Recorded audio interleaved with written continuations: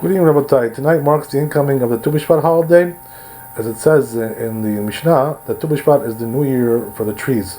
So therefore, in order to commemorate this and to make the trees grow well and successfully, what we do is that we have a custom, as it's brought down in the book Tikkun Yisachar, which was written about 500 years ago, that the custom is by the Jews to bring all kinds of fruits to the table, to bless on them, in order that the fruits and the trees should be remembered and grow well, etc. So it says over there that the custom especially is to bring the Zayin Minim, from the 7 species which Eretz Israel is praised for them, because they're considered to be more important. What are those 7 species? As it's brought down in the book of Devarim, in the Deuteronomy, Perak Chet, Pasuk Chet, it says over there, Eretz, Chita, Veseura, Gefen, Te'ena, Verimon. Those are the first 5 species: wheat, barley, grapes, and then we have figs and pomegranates. And there is a second part of the verse which says Eretz Shemen Zait Udevash. It's talking about now the olives and the dates.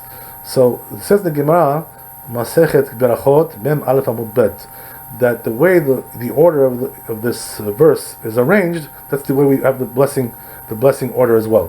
What does that mean? That if you have all these kinds of fruits on the table, so the priority will be, first of all, if there is something which is made out of wheat over there, like mezonot, some cookies or cake, that's going to be the first blessing, because it says Eretz Chita.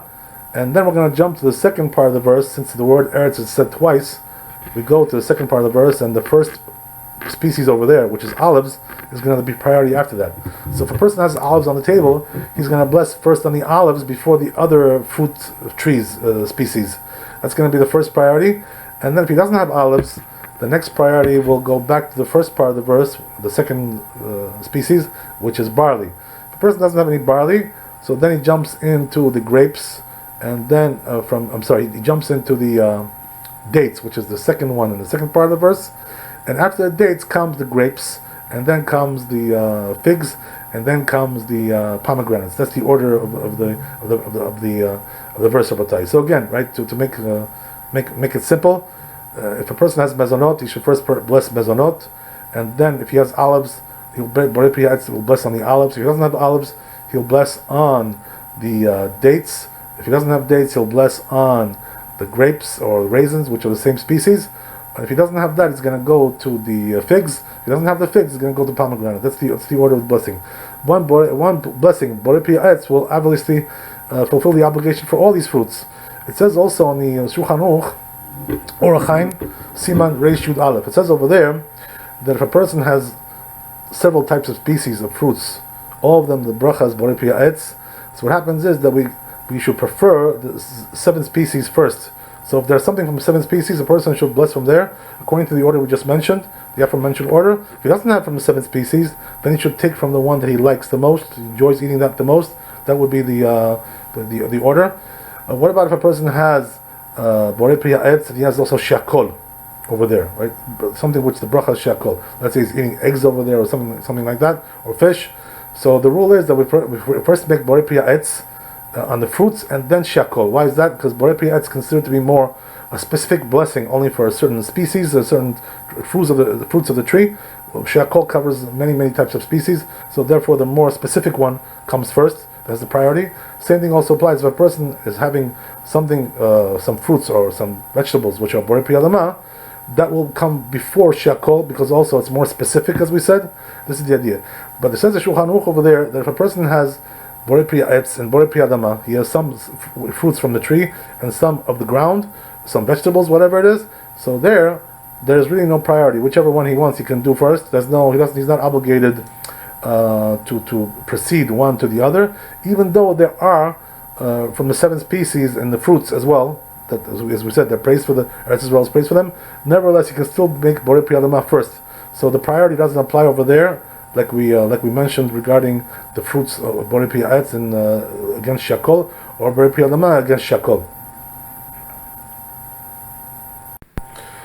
So just to summarize, Rabbi, the whole idea: if a person has on the table all kinds of species for Tu Bishvat, if he has any mezonot over there, cookies or cakes or similar, he's going to make on that Borei B'nei Mezonot. And then if he has any olives, he'll make Borei Pri Ha'etz on that and fulfill the obligation for all the other species, the fruits which are from the tree. If he doesn't have olives, then he's going to bless on the dates. If he doesn't have dates, he will bless on the grapes or raisins. If he doesn't have grapes or raisins, he will bless on the figs. If he doesn't have figs, he's going to bless on the pomegranate. And if he doesn't have any of those, he should try to get some if he can. But if he doesn't have any of them, so then he can bless on the fruit that he likes, whatever it is, borei pri ha'etz.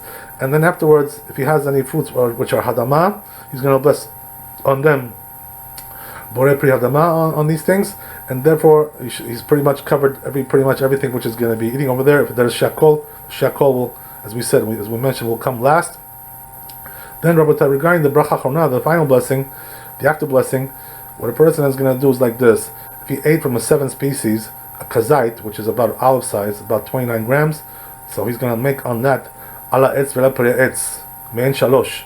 He's going to bless on that, and he's going to cover with that blessing. He's going to cover all the fruits that he ate, whether they're from the 7 species or not from the 7 species. Going to cover everything. If he had something which was shakol or hadama or things like this, he needs to make borei nefashot as well. What he should do is, if he had some fruits which are from the ground, since there are some poskim who say that the ala mechia, the ala etz, covers also those, so therefore what he should do is first make borei nefashot rabot vechesonan on those fruits which are from the ground, bless on them, fulfill their obligation. If he had a kazait, if he had 29 grams, as we said, if he didn't have anything from the ground, so then he's just going to make ala etz al pri etz, and he's going to cover all the fruits that he ate, which are from the tree. Kadosh Baruch Hu should give you blessings and good tidings. Have a good holiday and lots of success and blessing for all Beit Yisrael. Amen ve Amen. Chazak u'baruch.